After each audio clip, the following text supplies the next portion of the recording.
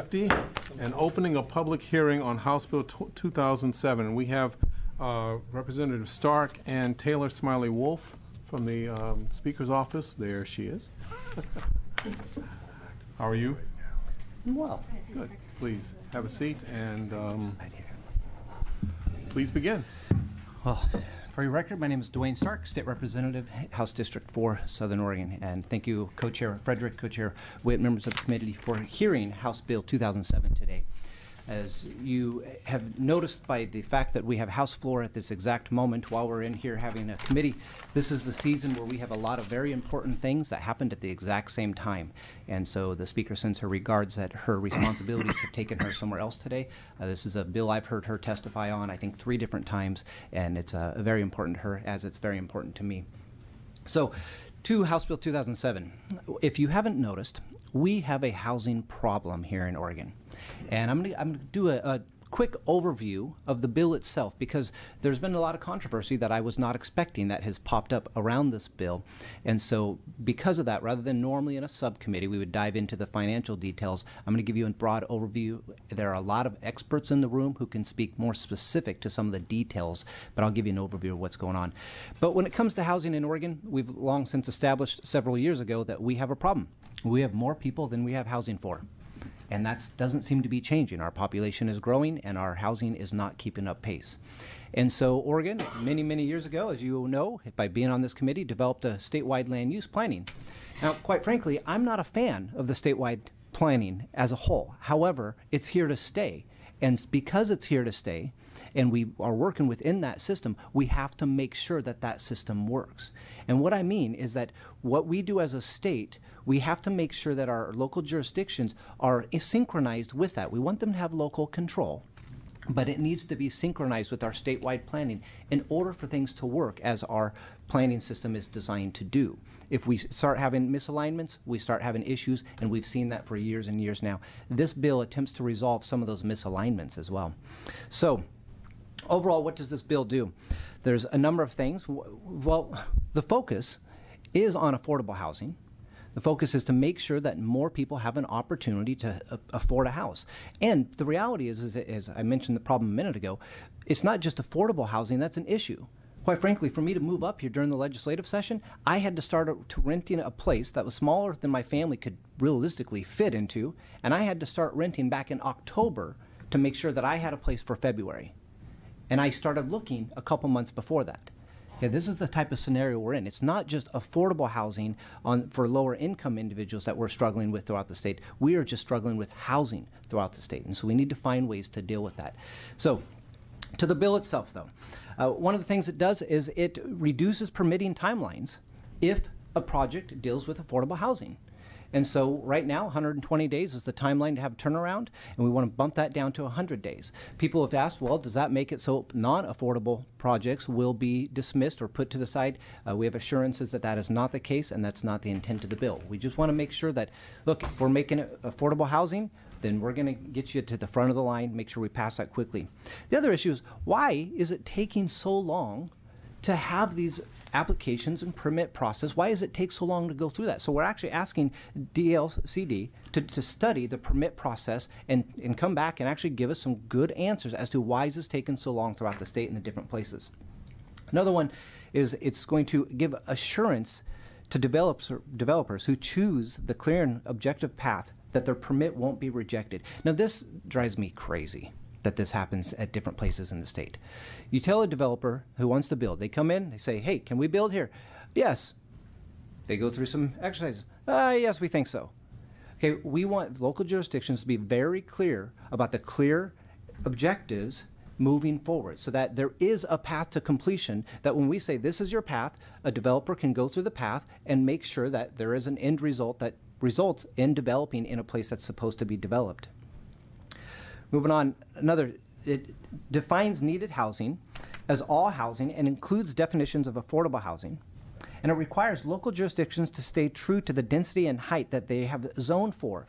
Now, I was surprised, as I'm fairly new to this conversation. I've been working on housing now for about 2.5 years and slowly diving in. You guys have seen me in other committees testifying on similar things. But I'm continuously surprised at some of the glitches that we have in our system. such as if a developer goes out and an area is zoned for 10 units, and zoned for 10 units, they want to build 10 units, and then the local jurisdiction might come back and say, well, you can only build 8. Well, why? Okay, we don't want that. If it's zoned for an amount, and it's been proved in our statewide planning system for an amount, then it should be able to be developed to that amount. Because the more we reduce the developments, the fewer homes we have, the more we perpetuate the problem that we have. And again, we just want to make sure that we are able to catch up, if we can, with the population growth that we're having. Another issue that surprised me recently was to find out that only 80 of 240 of our cities and so forth have allow ADUs, accessory dwelling units. These are also known as the granny flats and so forth. And the majority of them, of our communities out there, don't actually speak to it, and therefore it's assumed that they cannot have ADUs. Now, we're not saying in this bill that we're going to make it so we're going to force everybody to have an ADU, or we're going to go beyond the zoning limits and over. No, we want to stay within the zoning limits. But we want to make sure that what a place is zoned for, people can actually do. That's the goal of this. What our statewide planning is set up to do, that we can make sure that we are synchronized to do it. So, because, I mean, think of the alternative. If we need more homes, we have a couple options. We can build inside the AD or the UGB, or we can build outside it. And I haven't seen a lot of fans in this state that want to go out onto farmlands, that want us to sprawl out into the rural communities. And instead, we say, well, let's make it difficult to build. Let's keep our state beautiful. Let's make it difficult to build outside those limits, but also let's make it so that there are good, productive, thought-out, strategic ways to build within the urban growth boundary. Okay, and this is trying to make sure that we are strategic in that at the state level and in synchronization at the local level. So one of the things that this bill also offers is the idea that religious organizations can build affordable housing on land they own in line with, again, with the residential zoning requirements. And quite frankly, full disclosure, there's a small chance that the church that I pastor could have an opportunity to take advantage of this. Okay, that's not their intent in any way at this point. But we own some property we bought prior to the recession, and we thought we were going to build, and the recession, things crashed. We couldn't move to this new property. So now we have this 10 acres that would actually be a perfect opportunity to build affordable housing, and it's tied up there. And so this is an option where we can say to local churches and organizations, look, you want to be involved in this? You have property, you have some special considerations for you. As long as it's within your zoning requirements, we're going to let you do this. And then on to the controversial point of the bill, National Historic Districts. All right. I was surprised to figure out what the controversy was, because when we first talked about this in Human Services and Housing, nobody showed up to oppose it. Or at least I don't remember anyone showing up to oppose it. It all came out afterward, and we did have a hearing on this, and we actually had an extra informational hearing on it later. But what's going on here is Goal 5 of our statewide planning. It's an important goal. It tells us that we need to make sure that we are preserving our wetlands. It has a whole list of things that we want to make sure that we appropriately preserve, including wildlife habitat and historic areas. That's very important. But when we get into a jam like we're in right now with our housing, we need to make sure that we take a look at things and we say, okay, we need to weigh a place for people to live and the value of preserving whatever the issue is. And so Goal 5 in our statewide planning says that you have to go through a local process to discover, well, which has greater value. And you have public hearings and you have input from people. Well, there's been a bit of a misalignment in how our state has moved forward with this Goal 5 and with the National Historic District designation. With the National Historic designation, it turns out that you actually can, without a whole lot of effort, it requires work and effort, but you can have a group, you know, like your homes association and so forth, apply on the national level to receive the designation. And when they do that, they automatically, end up receiving this designation, and it makes it so that they can bypass Goal 5 for the most part, and some of the protections of making sure there's a balance there. So this is not in any way saying you can't have your historic designation. This is saying if you want your historic designation, we need you to be synchronized with the statewide planning that we have, such as Goal 5, and to go through that process. And again, Taylor and others can talk more detail on that. But the goal in no way is going to take away people's ability to have those national historic districts. or designations, but just make sure you're going through the planning to make sure we're weighing all the important things that are out there. So overall, I'm excited that the speaker originally brought this bill forward. In fact, I was not aware of it until the public hearing that we first had, and immediately while she was presenting it, I started texting her saying, hey, can I jump on this bill with you? Because I believe that this is what we're supposed to be doing. We're supposed to be building in the areas we've said to build, and we're supposed to be making sure that we're taking care of those in poverty and that they have a place to live. And we're supposed to be making sure that we protect outside of our UGB so that we don't randomly, without strategy, go out in those areas. I believe that that's what this bill does, and I believe that it's going to help us to recover in the affordable housing crisis that we have. I'm open for questions. Otherwise, if you don't have many, I will probably sneak back to the last few minutes of floor. Senator Taylor. Thank you, Chair Frederick, and I know you have to go back to the floor, Representative Stark, but I want to make certain, I don't want to have something incorrect on the record, and I know we have to go and someone else can probably correct it. Some things were said there about the hearing process and about, so I'd like to, at some point, we get on the record what actually happened with the history of the bill. About that there's informational hearing about who was allowed to testify, who was not allowed to testify, what was allowed to be put on OLS, what was not allowed to be put on OLS, because part of the controversy around this bill was how the hearings were handled, not any reflection whatsoever of Representative Kenny Guyer, because of course she's always does an exceptional job. But so I'd like to make certain that we have somewhere in the record what the hearing was, what hearings occurred. So unless you happen, because you went back and forth on what you said regarding hearings, and there was no opposition, and there is obviously a tremendous amount of opposition, and if one were to look on OLS now, the opposition outweighs the proponents by any measure right now, but that was only possible when this public hearing was put on the record today, was put up for people to come and testify. Now people are able to express their opposition to it. So I just wanted, because we're friends, Representative Stark, and we go way back, I want to make certain that something, I don't want to have something incorrect on the record, and it's not necessarily your doing, but I just at some point want to get that on. If you want to comment on that before we go back to the floor, please Co-Chair do Frederick, Co-Chair Witt, members of the committee, Senator Taylor. To that specifically, I will tell you my recollection of this. Well, whatever the hearing process was is what I want to know. So we had a public hearing, and however, the public hearing, the bill changed significantly, and I think this is what threw people, with the amendment that was brought forward toward the end. Okay, so now I saw information on it, but the original bill was significantly different than what it was amended to be. We see that quite frequently in this building.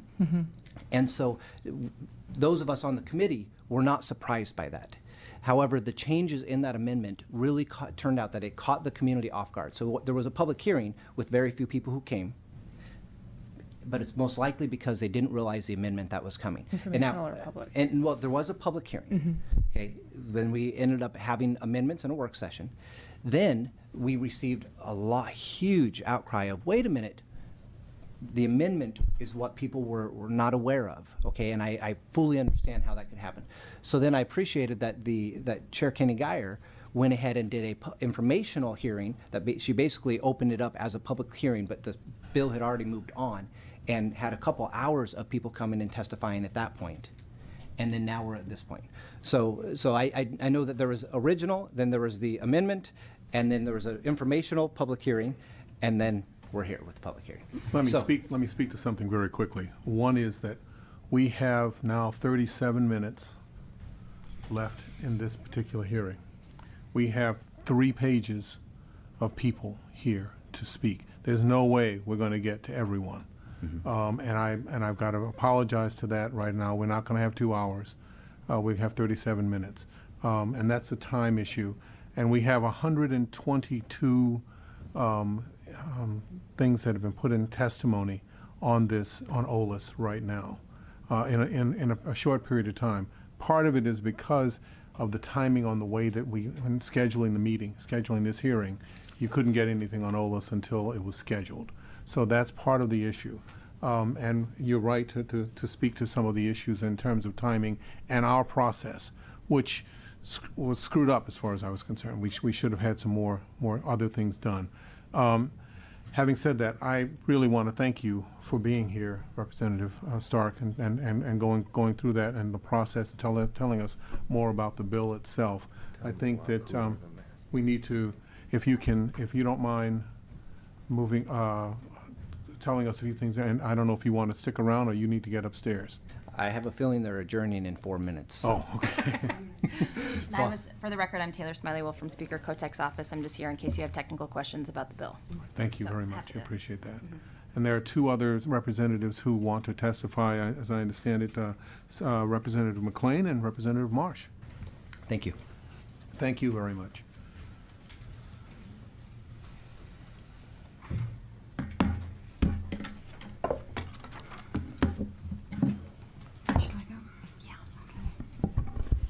Co-Chair Witt, Co-Chair Frederick, members of the committee, thank you so much for the opportunity to testify on House Bill 2007A today.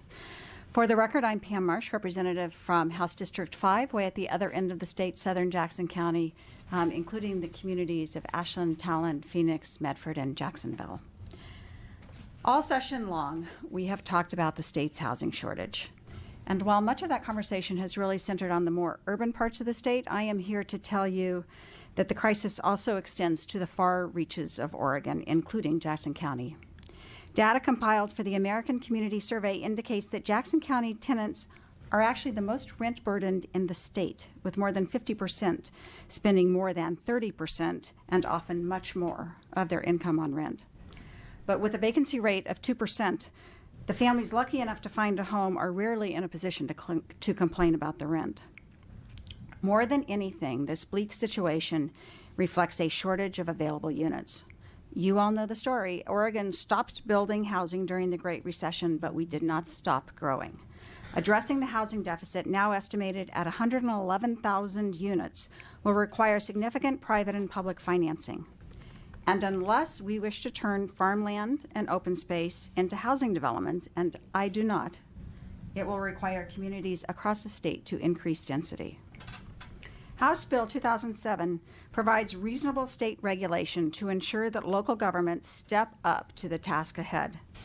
Housing developers, both in the public and private realm, need predictable permitting timelines and clear and objective design standards. Infill, in the form of backyard units and new development that maximizes existing zoning, will provide homes for very grateful community members in the context of existing neighborhoods. Now, my perspective on this legislation comes from years serving on planning commissions in 2 cities, as well as 4 years served as a city councilor. Out of that experience, I firmly believe that the preponderance of local elected officials understand and even embrace, at least theoretically, the concept of increased housing. But in our quest to preserve the qualities we love in our communities, it is easy to implement planning regulations and design standards that are nearly impenetrable. And it can be hard to stand up to residents who resist new development when they yell at you at city council member meetings. That's where the state plays a critical role. Our housing crisis will be effectively addressed when local communities, including advocates, neighbors, elected officials, tenants, developers, get serious about their housing responsibilities. It is the state's job to set and enforce standards that will motivate that action. And let's face it, a little bit of state leverage can provide some very helpful cover for local officials who are trying to do the right thing. HB 2007 is a critical piece of the state's complex housing strategy. I urge your support. Thank you. Thank you, Representative McLean. Thank you. Because of your time, I'm going to go off script just for a minute and maybe just give a little bit of a summary, because I believe that Representative Stark and Representative Marsh have done a really good job explaining what this bill can do with some minimums from the state. And I was able and lucky enough to be able to work with 23 cities. And I'm Susan McLean from House District 29. Thank you. And I have been very lucky to work with 23 cities and a tri-county area when I was a Metro councilor up in my area. And working in local government, there were 3 items that were really necessary in trying to secure developments that would have affordable housing included in it. And one of the elements that the developers said they needed was they needed certainty. They needed to know that there was a process that they could depend on. And they needed a review process that wasn't so long that they were losing money as they were waiting in the queue to be able to do their development. And as Representative Stark pointed out, having the permitting timelines go from 120 to 100 days will help. Making sure that when you have a clear and objective standard that you are looking at, and that's the target you're supposed to hit, and you know that if you hit it, you can actually go forward and build your development, is something, again, that gives certainty to the developers that we're trying to get to actually build this affordable housing. Density and infill, there is still local control, and they have over a year to make sure that they have those clear standards and objectives that their personal community wants to use as the basis for the development review process. So local control is still there. They still have control on the density and infills that they are using in their communities. We have also heard a lot about historic districts. It's very important to understand that these historic districts will still be there, that you can still get your house and housing areas on historic districts, and that there's an opportunity again to have local control over what type of exceptions and protections that you want for a different important cultural aspect of your community. And in conclusion, I want you to know that there are over 20 organizations, and we have all kinds of folks on that are from different ends of the spectrum. People who care about land use, and as Representative Stark said, people who don't care about land use or don't like the system, but people who both appreciate and may have some ideas for changes do believe that it's important to use the land we have well, and to make sure that our systems are dependable, that they are practicable, and that they really do allow for affordable housing to be built in our communities. And if there are any questions, I'm happy to answer them. I tried to make it short, and I know you've got a lot of people behind me, so thank you very much, co-chairs. Thank you very much. And as a speech coach, you managed to make it just fine. Thank you very much. Appreciate that. I'm going to start off. Any questions for yes, Representative, hold on. Representative Witt. Thank you, Mr. Chairman. Representative McLean, Representative Stark said earlier that one of the intentions of the bill is to maintain current densities, and yet the bill also provides for ADUs in each community across the state. Does that not create an inherent tension, if not possibly a contradiction? Well, first of all, ADUs, we need a variety of housing types, and ADUs fit in some places, but each community gets to have an opportunity to decide where do those ADUs fit into our particular land use zoning. And so they will have the opportunity to review that and make some choices that make sense to their community. I don't believe it's a contradiction, Representative Witt. I think that it, again, is trying to make sure that we have different types and different levels of housing for different income, strata across the whole spectrum. Quickly, Mr. Yes, please. And the same question, possibly tension or contradiction between Goal 5. I know we've had now a couple of witnesses talk about local process, and yet the bill mandating ADUs locally. Well, if you're connecting it with the natural resources and, the actual wetland, rules and those types of things, again, local jurisdictions get to make their rules on how they actually are going to fit that into their landscape. Yes. And they all have different landscapes. Thank you very much. Thank you. Was Representative Lewis? Yes. Thank you, Mr. Chair.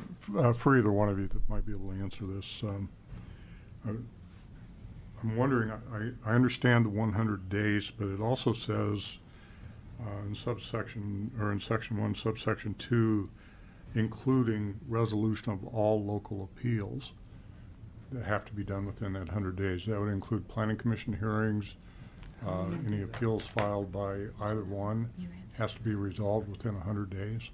My understanding is that the process is supposed to take 100 days, just as it was to take 120 days. But we all know that if there is an appeal, that there are some additional, processes to go through. So at this point, I'm going to have to tell you that I don't honestly have an answer to your question. I'm sure Taylor can answer it, though. Thank you. Did you want a quick answer to that, Taylor? Could you come? Thank you. Is the opponent? Yes, we're. Yep, again, for your record, my name is Taylor Smiley Wolf with Speaker Kotek. So I first want to go back to the ADU and duplex question. So the bill in the -6 amendments does say that in single-family zones, for every detached single-family house, a city must allow an ADU to be developed, whether it's an external or internal ADU, and they can regulate siting and design. And then for duplexes, they must be allowed in single-family zones, but not on every lot that allows a detached home, so they could be corner lots or something. So I'm going to clarify that. And then to the question that is about the local appeal process.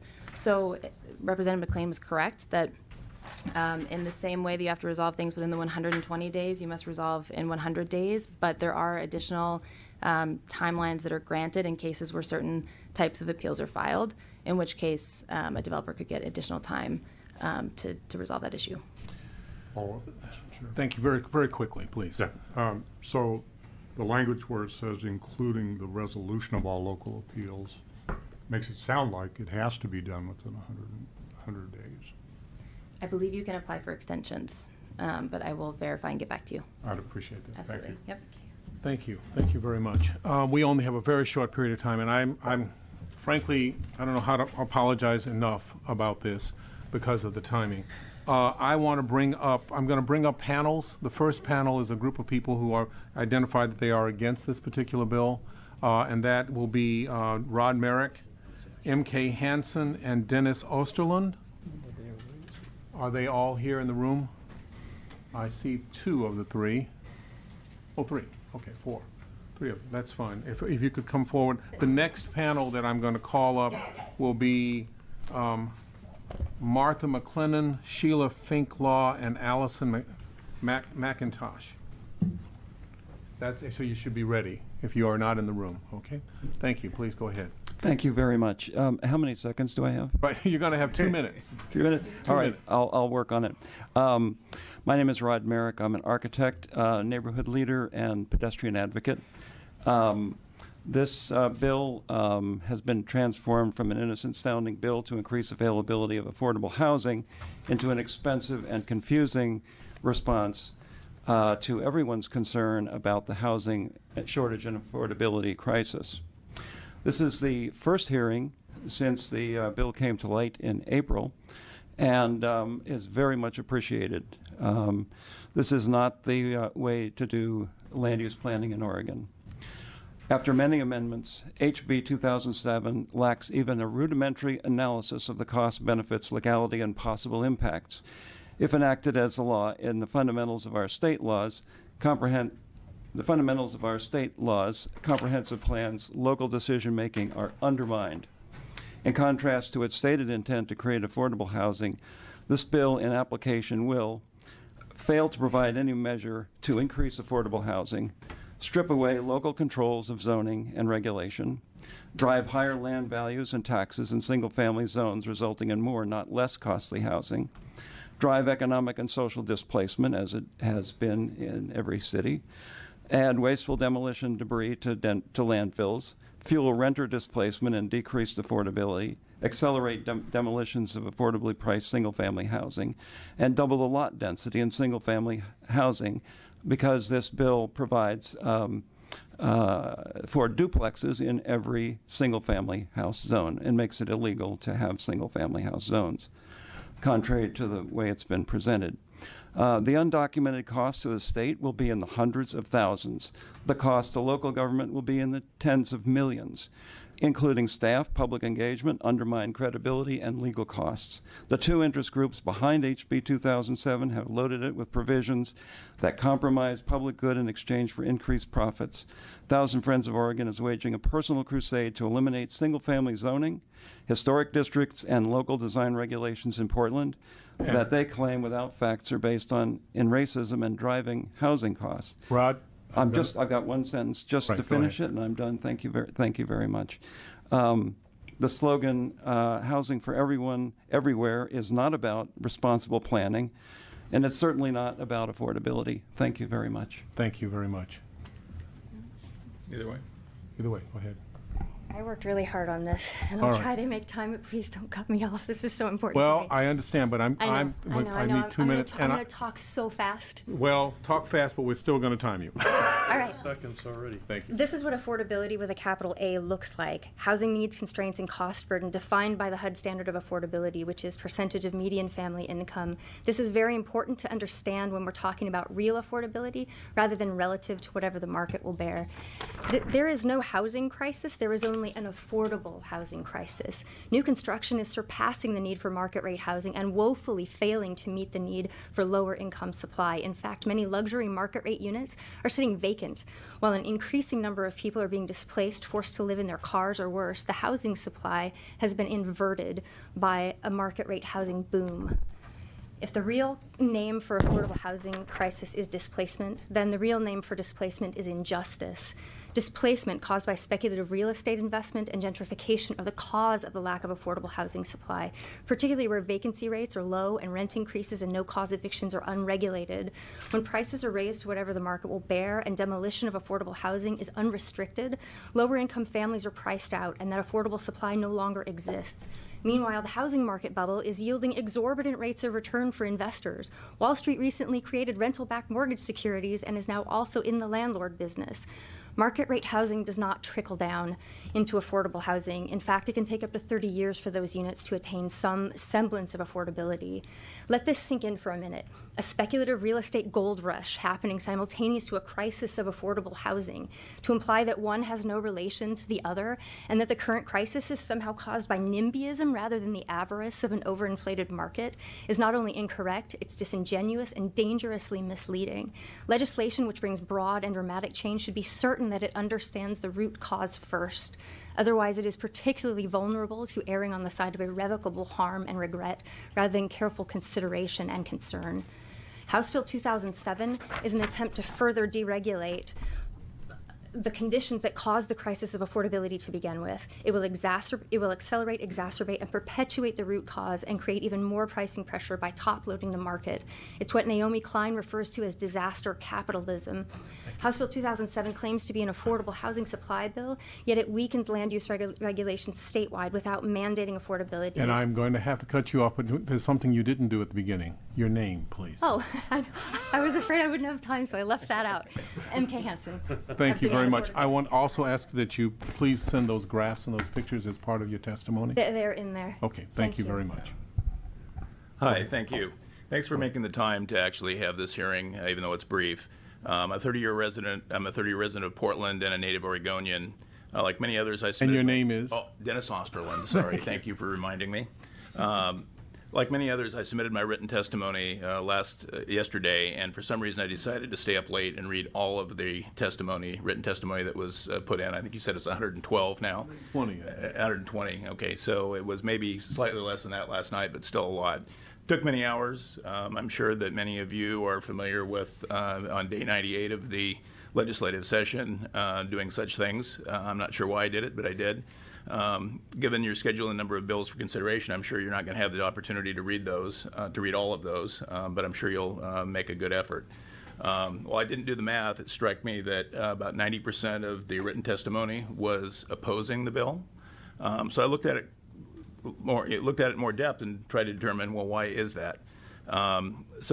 First of all, those people that did support the bill, the majority of those comments were all associated with, unfortunately, the National Historic District issue, and that it was an undemocratic process. I just want to point out that the National Historic process has been in place for over 50 years and has over 1 million homes on its registry. So it's actually been working, pretty well. So what about the 90% then that opposed? For two reasons, generally. Reason one was that they really generally believe in affordability. I believe in affordability. I have a small business. I have employees. I pay them a market rate salary. But in Portland, it's hard to find affordable housing. So affordable housing is important, but unfortunately, this bill does not provide affordable housing. This bill, unfortunately, provides the opposite. If we talk about the first base version of this bill before it started the amendments, it actually was a good bill. It wasn't perfect, but it was a good bill. But what's happened through the amendments is that things like the attack on historic districts, and even if it's not a historic district, older areas, and I'm running out of time. You are. The last thing I want to say on those, the way that you address in older neighborhoods affordable housing is ADUs. The bill mentions ADUs, but it doesn't really incent ADUs. Also, internal conversions is a key aspect for being able to get more density in a I appreciate that, and I did see your presentation online. Thank you. I thank you very much. Thank you all three of you for being here. I've called up Martha McLennan, Sheila Fink Law, and Allison McIntosh. These are. I was trying to do it. Yes, another panel. I have a panel of folks as well coming up, and that'll be John Liu, John McCullough, and James Gorder. Yes, go ahead. Okay. Co-Chair Frederick, Co-Chair Witt, members of the subcommittee, for the record, my name is Allison McIntosh, and I'm here today on behalf of the Oregon Housing Alliance in support of House Bill 2007A.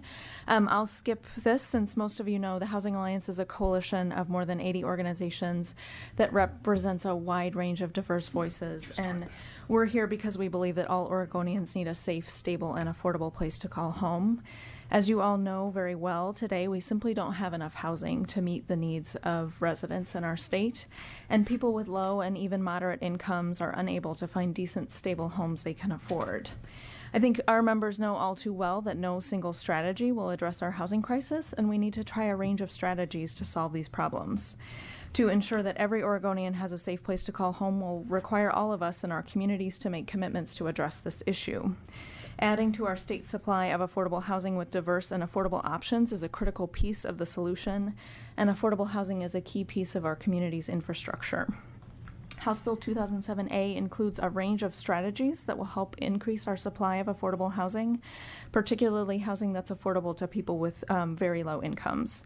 I just want to speak to a few pieces of the bill today very briefly.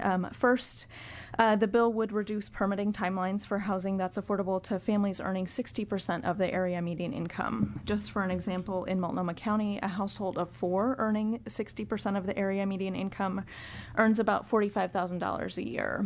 That could be a single parent with kids who's working as a mechanic, a social worker, or a bus driver. Those are members of our community that we desperately need to find housing for.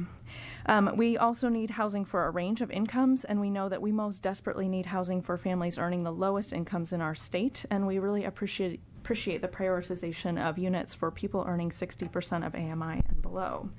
Second, the bill allows religious institutions to help address our affordable housing supply crisis. There is a church in North Portland that's trying to do this by building affordable housing on some excess land, and we're really excited about that piece of the bill. And then third, the bill encourages increased density by requiring local jurisdictions with reasonable restrictions to allow duplexes and ADUs. And these kinds of more affordable housing options will give Oregonians access to housing near jobs, schools, grocery stores, and transportation. Thank you so much. Thank you very much. Not sure who's, Lisa? Yes, please introduce yourself. Yes, Co-Chair Frederick and Witt. My name, for the record, is Sheila Greenlaw Fink. I'm the director of the Community Housing Fund in Washington County. And I'll provide written comments, but just highlight a few things today. There's no question in Washington County that our county chair and mayors have all spent more time on this issue than any other over the past couple of years. It's a crisis, and they are looking to you to work with them to provide certainty and to find the path forward. Because we, as a housing fund, provide pre-development and land acquisition funding for groups that want to move projects forward, we hear from a lot of developers, but we also spend, I'd say, as much or more of our time with local jurisdictions. And they want to do the right thing, and they want to be able to act quickly and efficiently and fairly. And I think the provisions in this bill give them additional tools to do that, and they're looking for those. Just as an example, recently, City of Forest Grove doing an affordable housing strategy. The the item that came up as highest priority, and it's still in draft stage, was accessory dwelling units. And they have a lot of questions about just thinking within the state framework and then with their local comp plans. And so I think this bill does a lot of positive things to help jurisdictions work with the state within the land use guidelines that we have, but to do it in a little bit with a little bit more certainty than maybe they've been able to do. And just can't emphasize, as we see projects closing down and people being put on the street, how important it is that we do what we can at all levels to work together and provide certainty and keep moving forward. Thank you. Thank you. Elise? Co-chairs and members of the committee, you all know I'm not Martha McLennan. I'm here because Martha McLennan had to leave just moments ago to attend another housing speaking project. Elise Brown for Oregon Opportunity Network. Oregon ON is a statewide affordable housing community service program network. And I did want to, in her absence, actually ditto the comments that you just heard from my experts to the left, and put on the record officially that Oregon ON is here in support of 2007A. Thank you.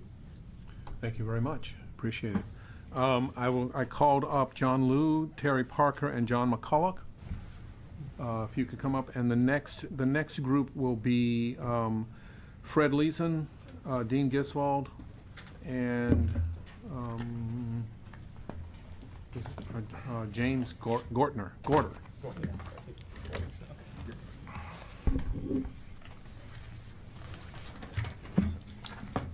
Yes, please introduce yourself and continue. We're trying to keep going here. Chairs, members, my name is John Liu. I'm a resident of Portland. I'm going to focus on 3 words here. The first is demolition, the second is historic, and the third is density. So what this bill in effect will do is it will accelerate the demolition of affordable, smaller, older houses, and they will be replaced with new houses costing over twice as much. And I say that with confidence because that is exactly what is happening in Portland right now. In the last 10 years, Portland has lost over 3,000 smaller, affordable houses. On average, in recent years, those demolitions cost about $350,000. In other words, the house cost $350,000. They have been replaced with houses costing, on average, $780,000, over twice as much. In the few cases where developers have built new construction duplexes, those are costing over $600,000. So the new construction is twice as expensive as what was destroyed. And so what is changing neighborhoods? What is displacing persons of low and moderate income? What is gentrifying neighborhoods? It is this sort of demolition development activity. Historic. This is an interesting topic because historic districts, residential ones, represent 1.5% of Portland area. They're tiny, and yet they're a focus of this bill. The reason is because historic districts inherently contain a lot of older, smaller houses. Older by definition, really. And smaller because 100 years ago, most houses were smaller. So historic districts contain a lot of the kind of houses that developers target. They buy them, demolish them, replace them with things costing twice as much. The neighborhood changes, and it's not because the residents are trying to change it, it's because the developers are changing it. Finally, density. In historic districts, the rules allow houses to be reused by converting into duplexes and triplexes. Reused, not replaced. In historic districts, the rules allow houses to be expanded with accessory dwelling units. In other words, in historic districts, including National Register historic districts, we can have density without demolition. Thank you. Thank you. Thank you very much. Yes, please. My name's Terry Parker. I'm a 4th generation Portlander. What makes Portland, Portland, and a desirable place to live? It's a uniqueness of the urban environment that includes a multiplicity and diversity of well-established and preserved single-family home neighborhoods with big mature trees and green yards. That could all go away if developers have their way. The overreach of HB 2007 preempts local control and undermines, thereby gutting single-family zoning. HB 207 is misled through the legislature under the disguise that by tearing down existing family homes with yards and replacing them with larger footprint structure or multiple units will create affordability because it increases the overall supply of housing. This has not worked in other cities such as San Francisco and Vancouver. Playing the trump card, the push for this statewide preemptive smokescreen is in play because the home builders, along with 1,000 Friends of Oregon, now the de facto 1,000 enemies of single-family home neighborhoods, did not get what they wanted through Portland's comprehensive plan, the residential infill project, and the public process. The cover-up is that by tearing down the most affordable and single-family homes and then replacing them with a new structure will in reality increase the cost of housing across most income levels. Even when multifamily units are constructed, the new housing will come at a higher cost. First-time buyer and starter homes are already being demolished at an alarming rate. Replacement housing nearly always has a higher price tag. By giving developers carte blanche, as in HB 2007, the term RIP City will be quantified as never before brought to fruition. The greedy will take advantage of any opportunity where they can utilize what could be called bulldozers on steroids to rip apart neighborhoods and maximize profits. With single-family homes already in short supply, the American dream of an investment in home ownership will only be available to the top percentile of income earners. The impacts of lost green yards, mature trees, and open space in the urban environment will be forever lost. Finally, to avoid destruction of green in the urban environment and not add applications that further increase housing affordability over the long term, limit HB 2007 only to the positive aspects. Streamlining review, establishing clear and objective standards for affordable housing, and allowing housing on church property, or simply vote no. Thank you. Thank you very much. Just so that you know, we will not be voting on this today. So, I understand. Understand that that's an important factor. Yes, please go ahead. Hi, I'm John McCulloch, and I am a developer. I'm a historian. I'm also a fifth-generation Oregonian, and I also have a foundation that balances affordable housing with historic preservation so that we can have what we all want, more livable communities. First of all, as a developer, I have to say that we're doing well. We are building lots. It's an amazing gold rush for us right now. And this bill is a handout for developers. And the problem with it is there is no mechanism in the bill to create affordability. And if you go through there, you'll find that they ask that developers will build as much affordable housing as we build luxury housing. But there's no mechanism to ensure that that happens. That means it won't happen. We'll just build what the market will bear. That's how it usually goes. Personally, I was out this morning at 5 a.m. Watching my crews build affordable housing or get our equipment ready to build our first affordable housing project for the foundation. I'm doing that because that's what I believe in. But as a marketplace, we're going to build more luxury unless we create a bill that does that. By giving us developers everything that we want in this bill, by suspending discretionary design review, by speeding up the process, by opening historic districts so we can load in more McMansions and so on, you're taking away your ability to negotiate with us. You need us as an economic engine to build our way out of the affordable housing crisis. This is only a supply bill, and the speaker admitted that it is just a supply bill, not an affordability bill anymore, as it is, and that she said that simple economics, more supply, is going to help with affordability. It's not like that. It's supply of affordability that is the question. Thank you, John. I appreciate that. And I've called up 3 other people, and we have a very short period of time. So I think I called Fred Leeson, Dean Giswald, and who else was that? James Gorder. Fred Leeson. I'll try to be very brief. I'm board member of the Architectural Heritage Center and past president. If you need an affordable car, you don't start out in the new car showroom at Mercedes-Benz. Yet that's an analogy for the impacts of HB 207. We know that in Portland because in the last 3 years we've lost more than 1,000 houses. If any one of those was replaced by an affordable house, I seriously doubt it. It makes perfect sense. You can't pay $400,000 to $700,000 for a house to tear down and replace it with anything affordable. affordable. To make way for these expensive new homes, we've displaced renters and reduced choices for entry-level buyers. In a society increasingly divided into haves and have-nots, HB 2007 assures housing for the haves under the deceptive guise of affordability.